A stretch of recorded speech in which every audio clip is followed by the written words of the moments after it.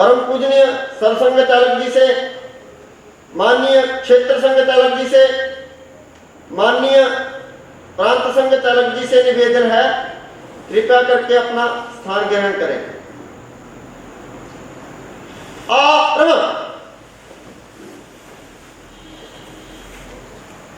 अब व्यायाम योग का प्रदर्शन होगा।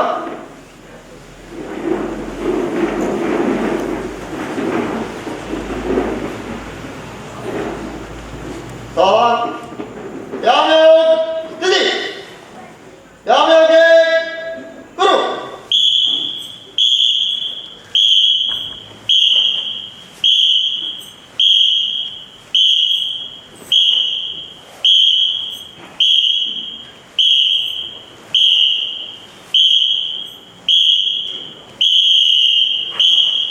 व्यायाम योग दो गुरु।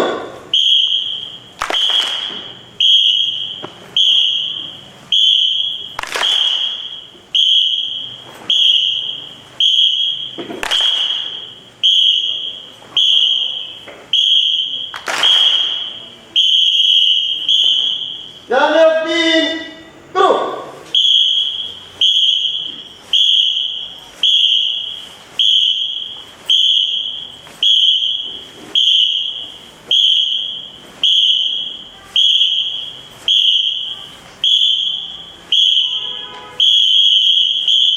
व्यायाम योग चार गुरु।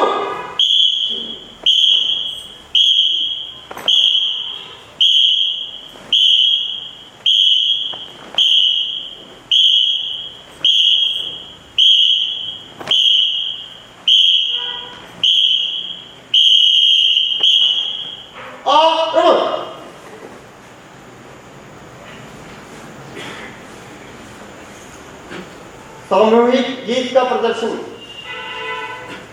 व्यक्ति व्यक्ति में जगाए राष्ट्र चेतना, व्यक्ति व्यक्ति में जगाए राष्ट्र चेतना, जन मन संस्कार करे यही साधना, साधना नित्य साधना, साधना अखंड साधना, नित्य शाखा जानवी पुनीत जलधरा, साधना की पुण्य भूमि शक्ति पीठिका, रजकणों में प्रकट दिव्य दीप मालिका, हो तपस्वी के समान संग साधना, साधना नित्य साधना, साधना अखंड साधना, हे प्रभु तू विश्व की अजय शक्ति दे, जगत हो विनम्र सशील हमको दे, कष्ट से भरा हुआ ये पंथ साधने, ज्ञान देगी हो सरल हमारी साधना, साधना नित्य साधना, साधना अखंड साधना, विजयशाली संघबद्ध कार्य शक्ति दे, तीव्र और अखंड दे हमको दे, राष्ट्र धर्म रक्षणार्थ वीर रसपुरे, तब कृपा से हो सफल हमारी साधना, साधना नित्य साधना, साधना अखंड साधना, व्यक्ति व्यक्ति में जगाए राष्ट्र चेतना, जन मन संस्कार करे यही साधना, साधना नित्य साधना, साधना अखंड साधना। संघ अच्छा उपविशत।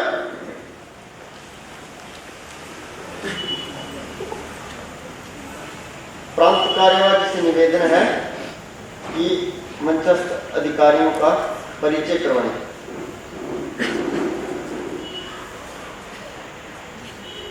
आज अपने हिमाचल प्रांत के कांगड़ा नगर की 9 बस्तियों के स्वयंसेवक इस कार्यक्रम में प्रत्यक्ष रूप से यहाँ उपस्थित हैं। अपने हिमाचल प्रांत के 1208 स्थानों पर इस समय इस कार्यक्रम में स्वयंसेवक उपस्थित हैं। आज अपने सौभाग्य से परम पूजनीय सरसंघचालक जी का मार्गदर्शन बौद्धिक वर्ग हम सबको सुनने को मिलेगा। पूजनीय सरसंघचालक जी के साथ मंच पर बाईं ओर अपने उत्तर क्षेत्र के माननीय क्षेत्र संघचालक मान्य सीताराम व्यास जी मंच पर विराजमान हैं। पूजनीय सरसंघचालक जी के बाईं ओर अपने हिमाचल प्रांत के माननीय प्रांत संघचालक प्रोफेसर वीर सिंह रांगड़ा जी विराजमान हैं। अभी सुभाषित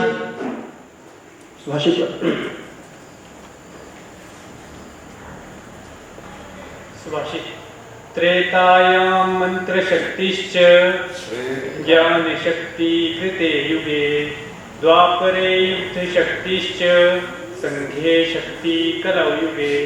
भावार्थ: त्रेता युग में मंत्रों में शक्ति होती थी, सतयुग में ज्ञान में शक्ति होती थी, द्वापर युग में युद्धों में शक्ति होती थी, परंतु कलयुग में संगठन में शक्ति है। अपने प्रांत की भौगोलिक रचना में 1071 मंडल और 308 बस्तियां हैं। ऐसे 1389 स्थानों पर आज के इस मंडल बस्ती एकत्रीकरण की योजना की गई है। उसमें 1208 स्थानों पर इस समय कार्यक्रम लाइव चल रहा है और बर्फ का क्षेत्र जो है वो उसमें से अभी छूटा है।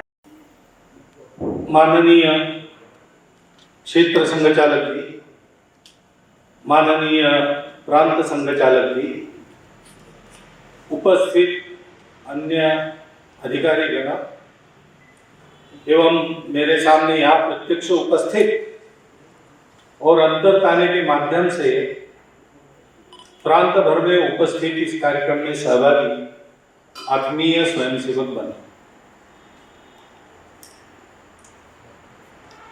अपने संघ कार्य का अब अनुकूलता का काल चल रहा है।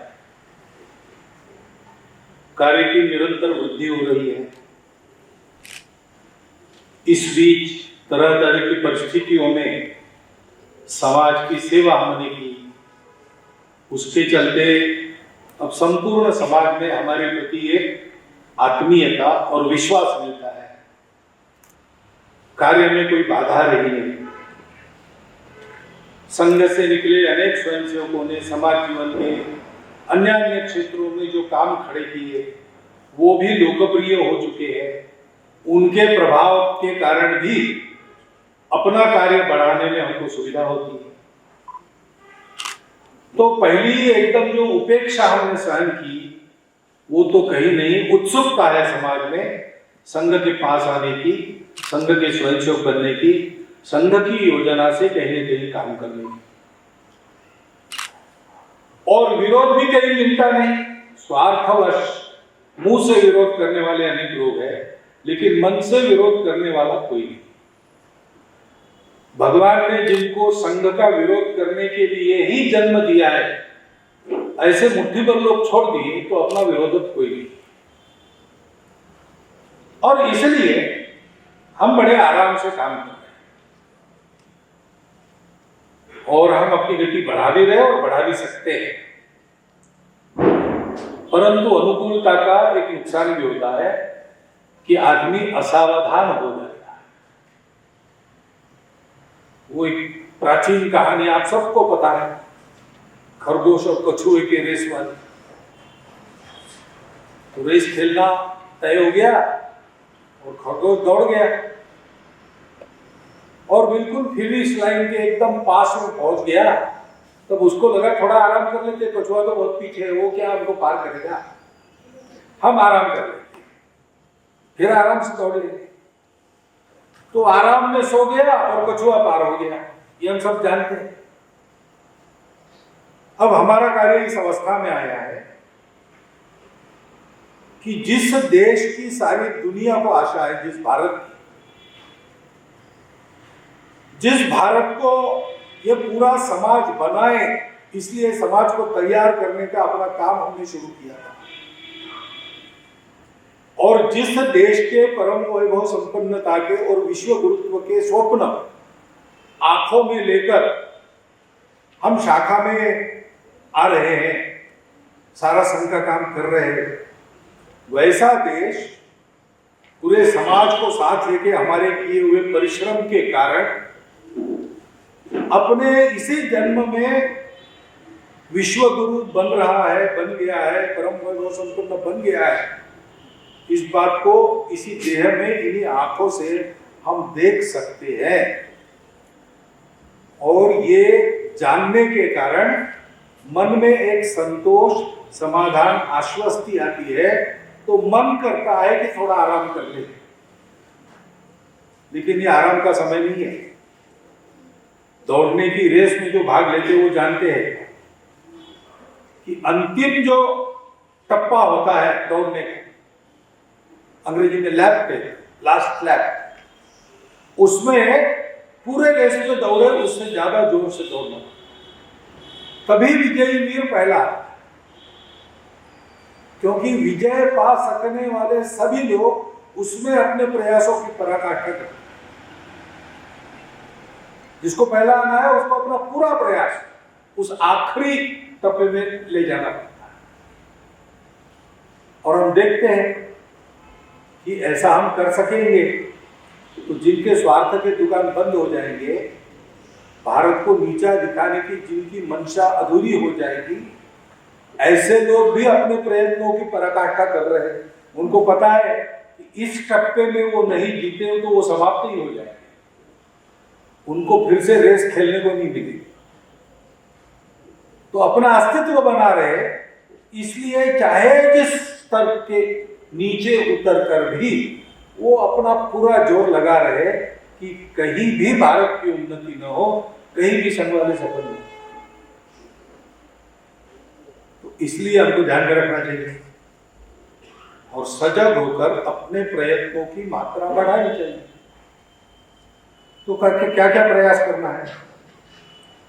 तो पहली बात है कि अभी गीत में आपने जो कहा, सांगीत गीत में, साधना, नित्य साधना, शाखा, रोज की शाखा, ये हमारी साधना है। वो हमारा कार्यक्रम नहीं है। अभी हम इतने गति से बढ़ रहे हैं, बहुत गति से बढ़ रहे हैं। तो शाखा चलाने वाले कुशल कार्यकर्ता सब जगह नहीं मिलते। जहां मिलते वहां हम शाखा शुरू कर देते हैं, जहां नहीं मिलते वहां हम ऐसे कार्यकर्ताओं को तैयार होने तक साप्ताहिक मिलन चलाते हैं। ये ठीक है, ये ऐसी करना चाहिए। लेकिन मिलन तो सप्ताह में एक ही बार चलाना पड़ता है, शाखा रोज चलानी पड़ती है। इसलिए कोई अगर सोचे कि फिर हम मिलन ही चला ले, कम समय में काम होगा, तो काम नहीं होगा। शाखा का कोई पर्याय नहीं है। शाखा की स्थिति में आने तक मिलन है। शाखा कोई लोगों को इकट्ठा करने का कार्यक्रम नहीं जो सप्ताह में एक बार, महीने में एक बार किया तो भी चल जाए। वो तो शाखा में नित्य नियमित आने वाले स्वयं सेवक की अपनी साधना का कार्यक्रम है। शरीर मन बुद्धि का व्यायाम करके हम देश के लिए जीने मरने के योग्य अपने आप को बनाते हैं। और रोज सब मिलकर अपना जो सामूहिक संकल्प है, विजेत्री च संवता कार्य शक्ति विधायास्य धर्मस्य संरक्षणम परम वैभवम नेतुमे तत्स्वराष्ट्रम समर्था भवतु, उसका स्मरण करें। उसके लिए ईश्वर से आशीष मांगता है। उस साधना के बल पर ही तो हम यहां तक आए। जिस संगठन के पास कार्यकर्ता नहीं थे, कोई राजनीतिक समर्थन नहीं था, प्रचार का कोई साधन नहीं था, अर्थ संपत्ति बिल्कुल नहीं थी, ऐसा सब विपरीतताओं में चलने वाला, दुनिया में जो विचार मान्य नहीं उसको लेकर चलने वाला, जिसके पास कुछ भी नहीं है, ऐसा संगठन आज विश्व का, लोग कहते हैं कि सबसे बड़ा स्वयंसेवी अनुशासित संगठन बन गया। ये कैसे हुआ? कि जिस शक्ति के, जिस साधना के भरोसे हुआ, उसी के भरोसे आगे भी हम सब प्रकार की परिस्थिति को पार करें और अपने ध्येय को प्राप्त करें। 8वीं के क्लास में हम लोगों को अंग्रेजी के पाठ में एक कहानी, ईरान का राजा था, बादशाह, उनकी भाषा में बादशाह, उसका एक वजीर था, उसका नाम था आयास। वो बड़ा ही कुशल था, उसकी कीर्ति चारों देशों में आसपास के फैली थी। दूर दूर से विद्वान लोग उसकी सलाह लेने के लिए आते थे। प्रजा के परिपालन का काम राजा के कार्यकारी अधिकारी के नाते बहुत अच्छी तरह करता था। अपने देश की सुरक्षा में बिल्कुल चाक चौबंद रहता था और सुरक्षा की स्थिति को बहुत अच्छा रखता था। और इसलिए प्रजा भी उस पर प्रसन्न थी, राजा भी उस पर प्रसन्न था, और इसलिए दिन ब दिन उसका मान उस देश में और उस राजा के दरबार में बढ़ता ही रहता था। तो ऐसा जब होता है तो राजनीति में जलने वाले लोग होते हैं, तो ऐसे जलने वाले लोग उस दरबार में भी थे। उन्होंने सोचा इसकी प्रतिष्ठा को कम करना चाहिए, नहीं तो ये हमसे बड़ा हो जाएगा, और इसलिए उन्होंने उस पर वॉच रखा।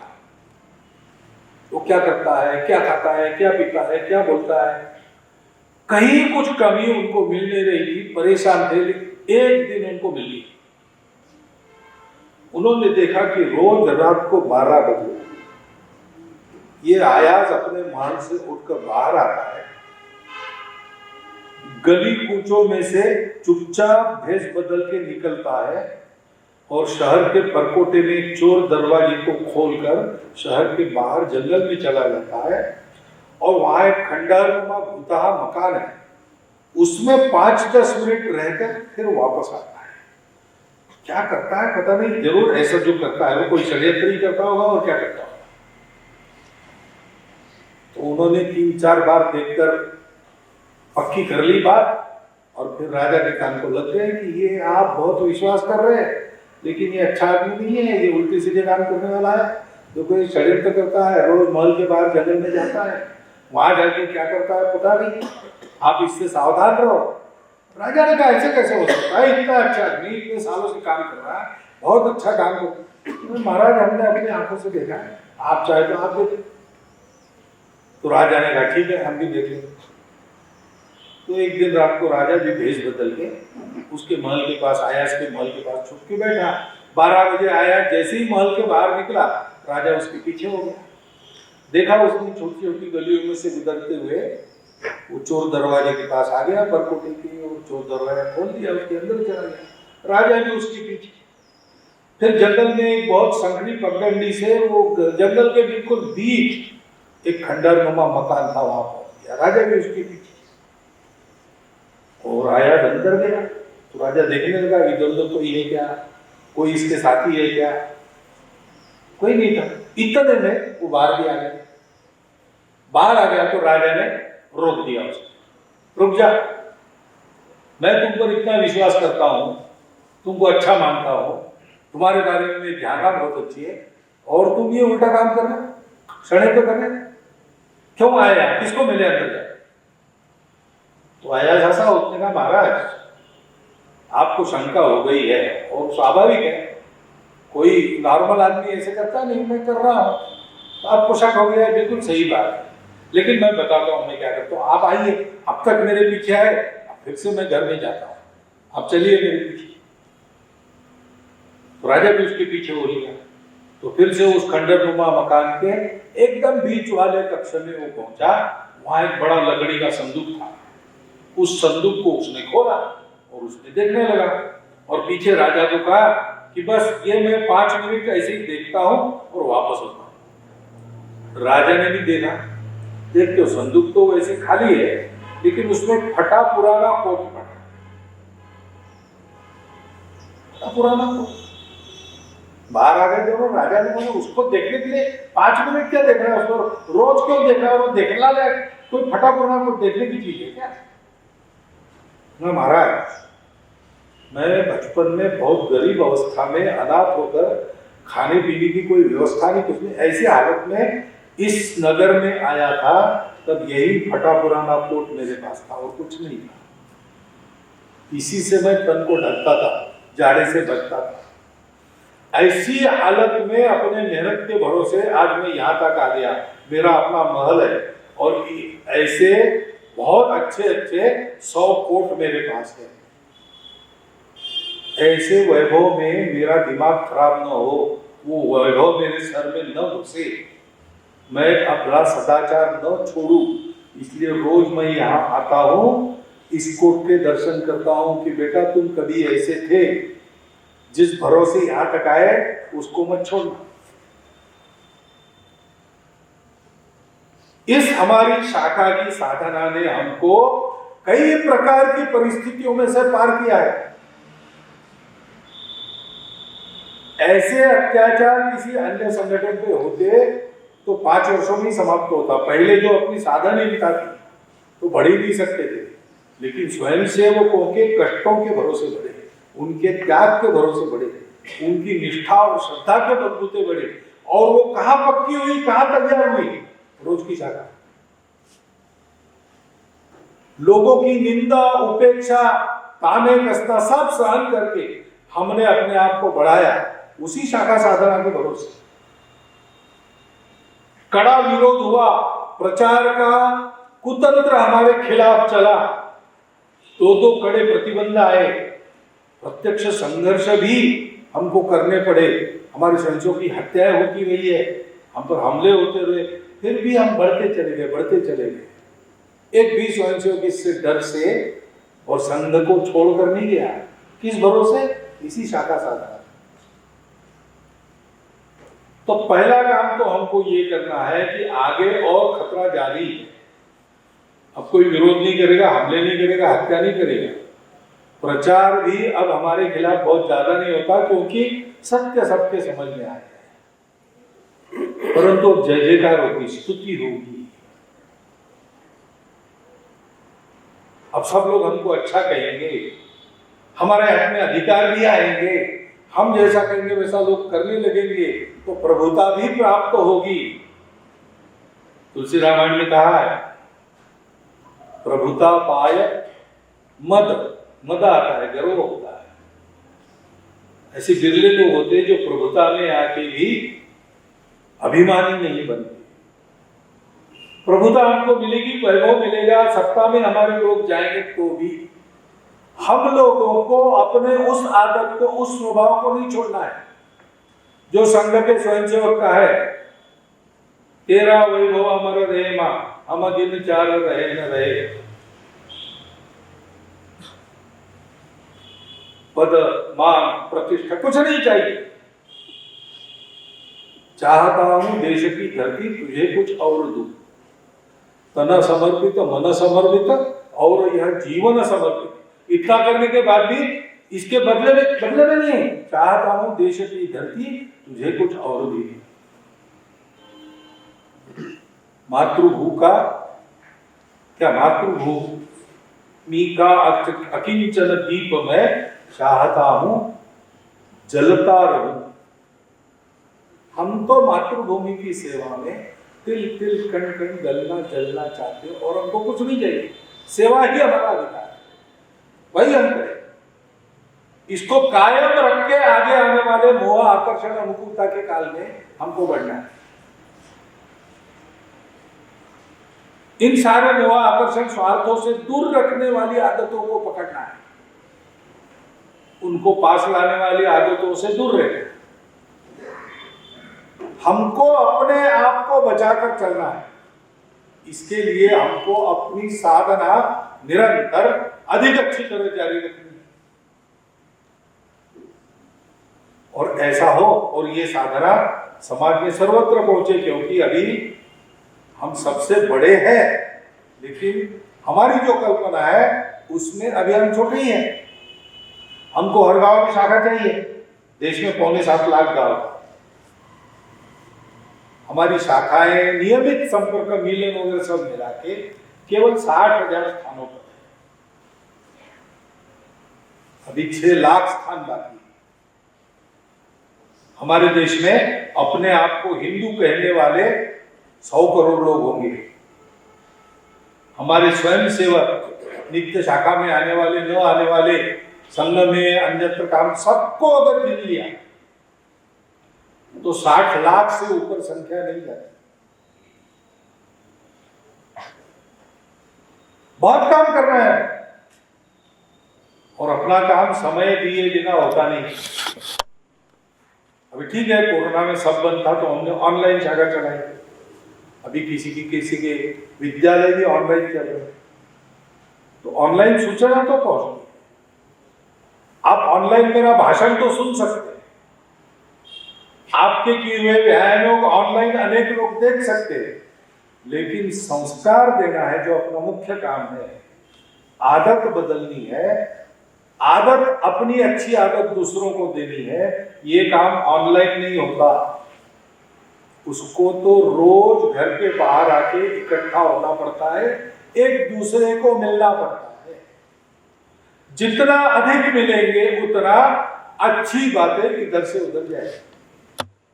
मिलेंगे नहीं तो नहीं होगा, और मिलेंगे यानी समय देना पड़ेगा।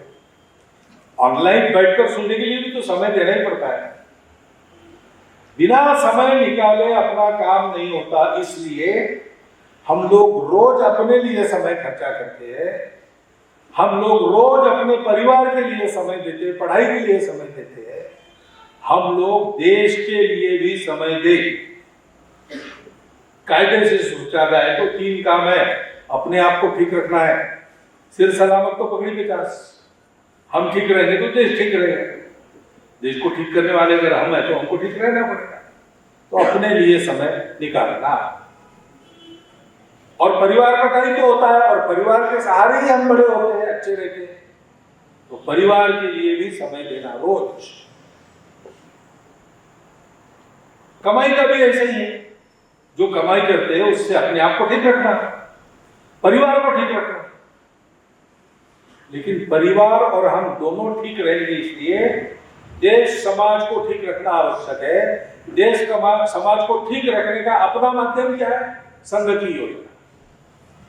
तो संघ की योजना में किसी न किसी काम को लेकर उसके लिए भी रोज समय देना, कमाई का हिस्सा उसके लिए भी खर्चा करना, ये अपना कर्तव्य बनता है। देश के लिए भी बनता है, अपने और परिवार के हित के लिए भी बनता है। तो 3 काम है, 24 घंटा है। 8 घंटा मेरे लिए, 8 घंटा परिवार के लिए, 8 घंटा समाज देश यानी संघ के लिए। साल भर की कमाई 1/3 मेरे लिए, 1/3 परिवार के लिए, 1/3 संघ के लिए। यहां तक जाना है, एकदम नहीं कर सकेंगे।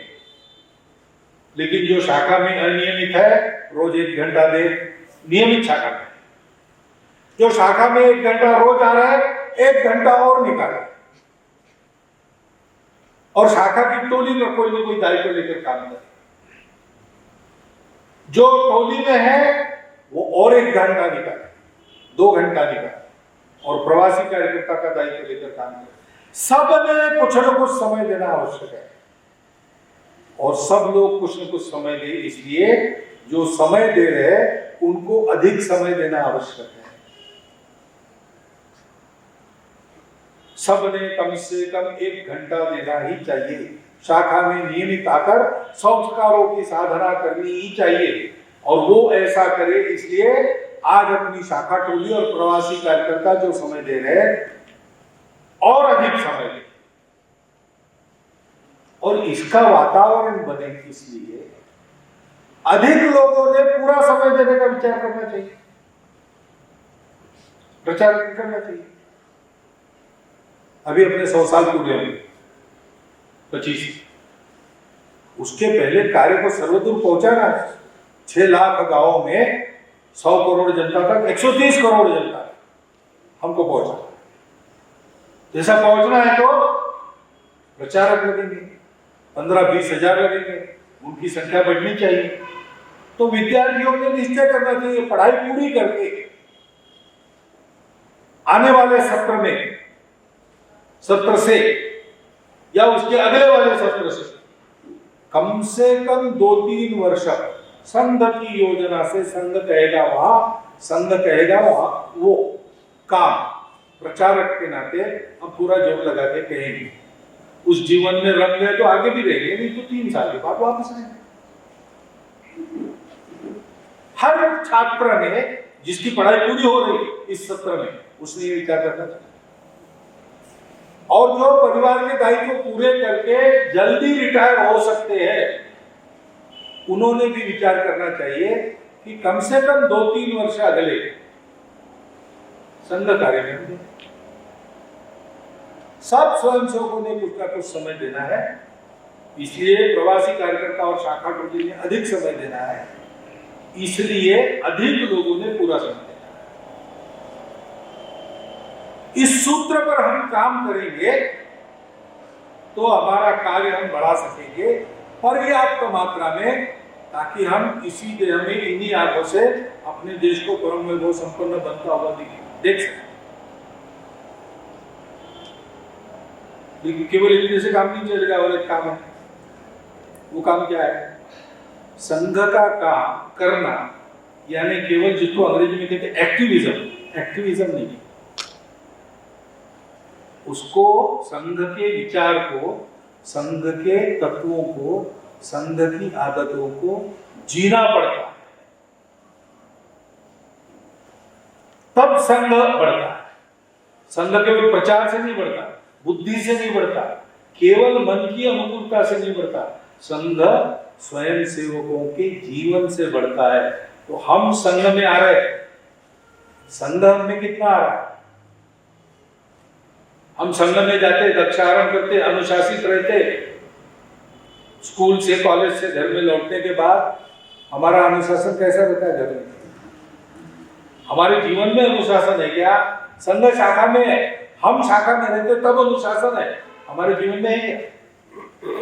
संघ में सब हिंदू समान, सब हिंदू अपने, कोई जात पात पंथ प्रांत कोई भेद नहीं। हमारे अपने जीवन में हम बिना भेद के लोगों को देखते हैं क्या? बिना भेद के लोगों को जोड़ते हैं क्या? हमारे अपने मित्र समाज के सब वर्गों के, सब जातियों के, सब आर्थिक स्तरों के, सब पूजा करने वालों के है कि नहीं? अपने व्यक्तिगत जीवन में, अपने कौटुंबिक जीवन में, अपने सामाजिक जीवन में, अपने कमाई की जगह या पढ़ाई की जगह में हमारा आचरण संघ के विचारों के अनुसार है कि नहीं, ये रोज देखना पड़ेगा। त्रुटियां निकलती है, कमियां निकलती है, तो उसको धीरे धीरे सुधार कर 100% संघ के स्वयंसेवक जैसा जीवन, व्यक्तिगत आचरण, कौटुंबिक आचरण यानी कुटुंब का आचरण, समाज में स्वयंसेवक के नाते आचरण, और कमाई या पढ़ाई की जगह अपना आचरण, ये सारा का सारा संघ को दर्शाने वाला होना चाहिए। अभी संघ में इतने सारे लोग आ रहे हैं, क्यों आ रहे हैं? हमारे विचार सुनकर नहीं आ रहे, संघ की पुस्तकें पढ़कर नहीं आ रहे, तो उन्होंने इतने वर्ष संघ के स्वयंसेवकों को जीते हुए देखा, उनका घर कैसा रहता है, वो व्यक्ति कैसा है, वो समाज में कैसे बरतता है, कैसे दौड़ पड़ता है सेवा के लिए लोगों के, और आजीविका में भी कितना प्रामाणिक है, ये लोगों ने अनुभव किया। उसके कारण उनको संघ के प्रति प्रेम हो गया, कुछ संघ की समझ उनमें आ गई। तो अपने जीवन से दुनिया को संघ बताने का काम हमको अब बहुत सावधानी से करना पड़ेगा, क्योंकि अनुकूलता है। अभी मैं मंदिर जाके आया ब्रजेश्वरी माता के, तो वापस आते समय तो चढ़ना था, तो लंबे लंबे ढांगे भर के चढ़ के चला है, थोड़े से घुटने दर्द करते हैं लेकिन ठीक हो गया, कोई दिक्कत नहीं। लेकिन जब गया वहां तो उतरते समय बहुत छोटे छोटे कदम, और दोनों तरफ 2 लोग थे सिक्योरिटी के, और मैं भी अपना संतुलन बड़ा देख के चल रहा था। चढ़ने में 1 मिनट लग गया, उतरने में 5 मिनट लगे। क्यों? उतार में ज्यादा जोर नहीं लगाना पड़ता, उतार में फिसलन ज्यादा रहती है, तो उतरना आसान लगता है लेकिन आसान नहीं है। गिरने की संभावना उतार में ज्यादा है, चढ़ाव में कम है। चढ़ाव में वैसे ही आदमी सावधान हो जाता है। अब हमारे ये अनुकूलता के जिंदगी में चढ़ाव समाप्त हो गया है, अब ढलान है, उतरना है, बिना पेडल मारे भी हमारी साइकिल जाएगी जोर से, लेकिन स्लिप भी जल्दी होगी, बैलेंस भी जल्दी खोएगी, कहाँ गिरेगी पता नहीं। सावधान रहो। अभी तक तो हमने सावधान रह के स्वयं सेवक के आचरण का डंका सर्वत्र बजाया, अब आगे मोह आकर्षण बहुत है। प्रभुता पाए जाहि मत नाही, ऐसा हमारा नहीं होना चाहिए। सुख सुविधा मिलेगी तो सुविधा हमारी मास्टर नहीं बननी चाहिए, हम सुविधा के मालिक बने रहने चाहिए। ऐसा कई प्रकार से सब मामलों में बहुत सावधान होकर हमको जीना पड़ेगा। और समाज देख भी रहा है, पहले तो देखता नहीं था, आज तो देखेगा,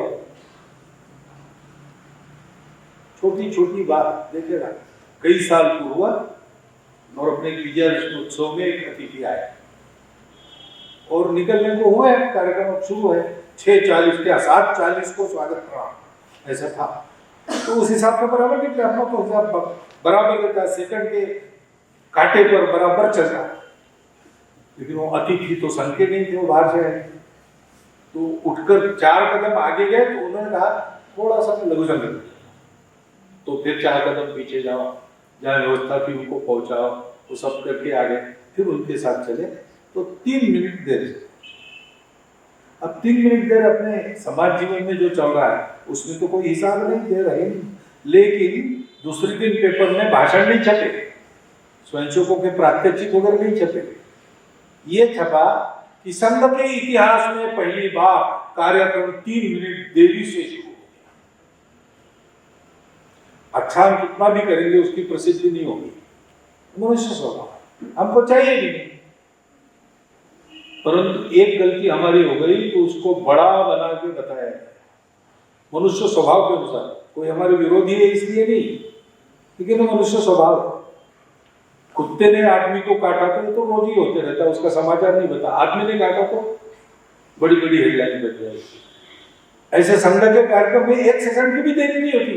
ये तो हमेशा की बात है, इसमें छापना क्या है, संघ वाले होगा ही, लेकिन 1 सेकंड देरी हो गई तो वो बड़ा समाचार। उससे बहुत सावधानी के साथ जीवन जीना है।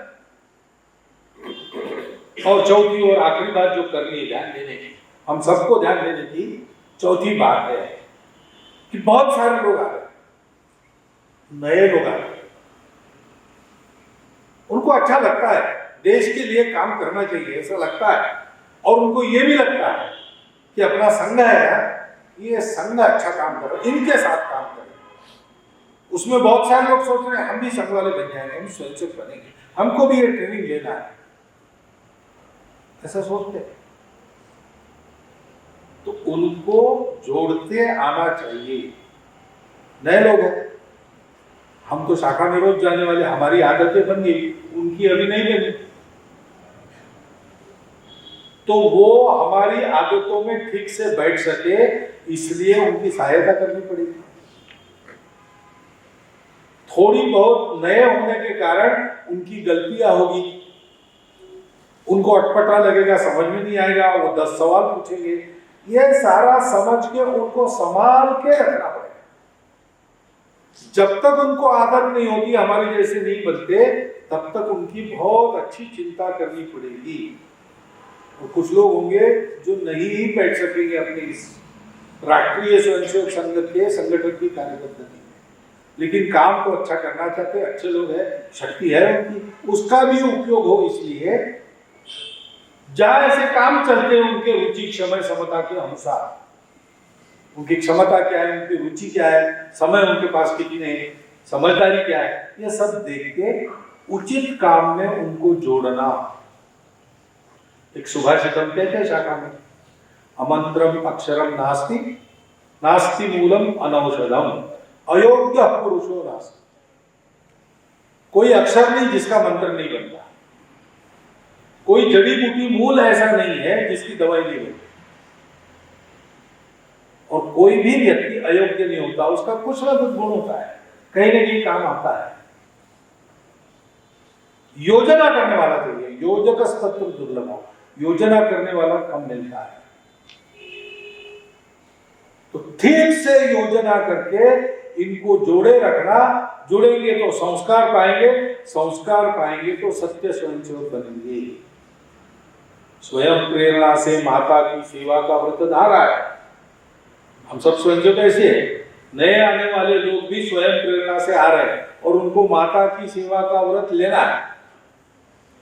सत्य स्वयं सेवक बनने का सतत प्रयत्न हमारा है। हमारा तो चल ही रहा, हम कहीं आगे गए, उनका प्रयत्न नया है, वो प्रयत्न जारी रख सके, वो ऐसा उनको जोड़ के रखना, ये अपना चौथा काम। हम सब स्वयं सेवकों को इन 4 बातों पर ध्यान देना ही पड़ेगा। बाकी कुछ विषय है, कुछ प्रवासी कार्यकर्ताओं के विषय है, कुछ शाखा टोली के विषय है, कुछ विविध संगठनों में काम करने वालों के है, कुछ गतिविधि में काम करने वालों के है, लेकिन सबके लिए ये 4 विषय है। नित्य शाखा की साधना अधिक तीव्र, अधिक दृढ़, अधिक प्रखर करना। अपने समय को बढ़ाना, संघ कार्य में, संघ की योजना से कोई भी कोई काम लेकर उसमें समय देना। और हम लोगों को, नए लोगों को जोड़ लेना है। और चौथा काम है कि हम लोगों को अपनी शाखा बढ़ाते बढ़ाते बढ़ाते अपने आचरण को दर्शाना है, उससे अपने आचरण को ठीक करना है और उस आचरण से संघ बताना है। इसलिए साधना यानी शाखा और सेवा यानी समय देकर अधिक काम करना,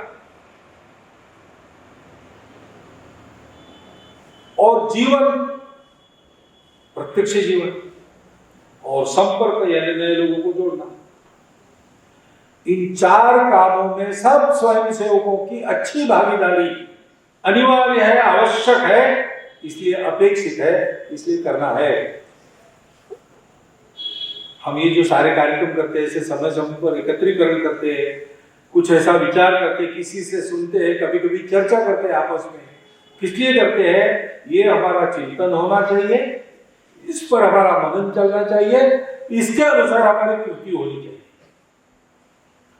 आने वाले 5 वर्षों में इस चतुर्विध पुरुषार्थ को हम उसकी पराकाष्ठा की स्थिति में ले जाए, पूर्णता की स्थिति में ले जाए।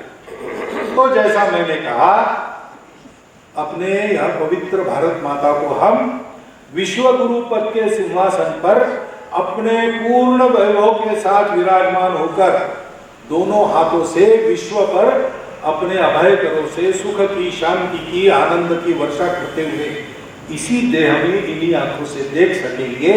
वो सौभाग्य हम सबको प्राप्त हो, इसलिए इस चतुर्विध पुरुषार्थ को करना है। इतना एक आह्वान आपके सामने रखता हूं और मेरा यह निवेदन समाप्त करता हूं।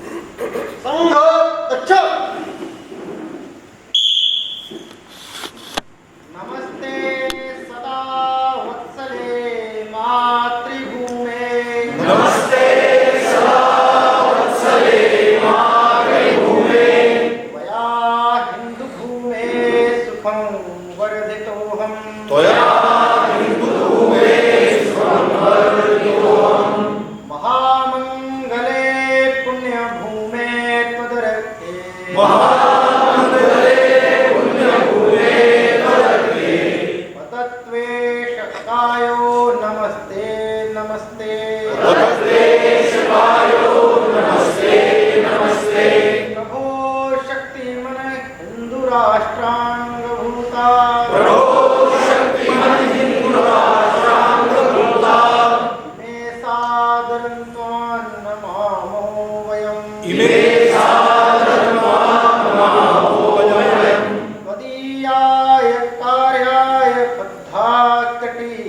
त्वदीयाय कार्याय बद्धामहीयम् शुभामाशिषं देहि तत्पूर्तये शुभामाशिषं देहि तत्पूर्तये अजय्याञ्च विश्वस्य देहि शक्तिम् अजय्याञ्च विश्वस्य देहि शक्तिम् सुशीलं जगद्येन नम्रं भवेत् सुशीलं जगद्येन नम्रं भवेत् श्रुतं चैव यत्कण्टकाकीर्णमार्गं शुकं चैव यत्कण्टकाकीर्णमार्गम् स्वयं स्वीकृतन्न सुगङ्कार्ये स्वयं स्वीकृतन्नस्सुगङ्गार्ये समुत्कर्ष निःश्रेयसस्यैकमुग्रम् समुत्कर्षनिःश्रेयसस्यैकमुग्रम् परं साधनं नाम वीरव्रतम् परं साधनं नाम वीरव्रतम् तदन्तः पुरत्वक्ष्याध्येयनिष्ठा तदन्तः सुरपक्षयाध्येयनिष्ठा तदन्तः प्रजागर्तु तीव्रानिशम् प्रदन्तः प्रजागर्तु वीराशम् विजेत्री च न संहताकारशक्तिर् विजेत्री च संपदाकारशक्तिर् विधायास्य धर्मस्य संरक्षणम् विधायास्य धर्मस्य संरक्षणम् परं वैभवन्नेतुमेतत्स्वराष्ट्रम् परं वैभवन्नेतुमेतत्स्वराष्ट्रम् समर्था भवत्वा शिशा ते भृशम् समर्था भवत्वा शिशा ते भृशम्। भारत माता की जय। ध्वज प्रणाम 1 2 3